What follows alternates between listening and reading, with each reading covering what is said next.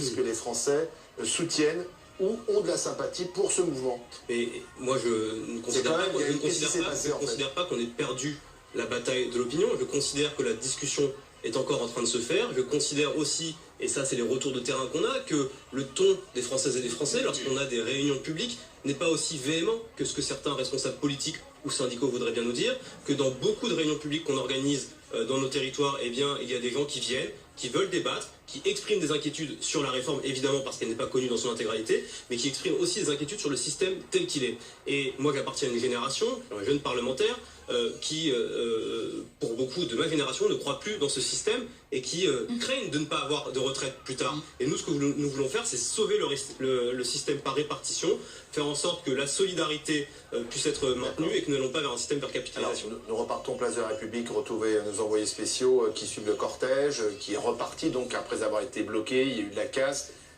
mais ça y est, ça va mieux. Thomas Herman, vous confirmez que le cortège désormais se déroule sans trop d'incidents.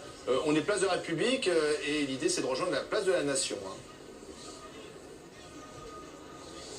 Oui, tout à fait. Vous les voyez, ces manifestants qui ont désormais tous quitté la place de la République. Ils sont sur le boulevard Voltaire. On était à Oberkampf encore il n'y a pas si longtemps que ça. Et vous voyez, tout se passe bien, tout est rentré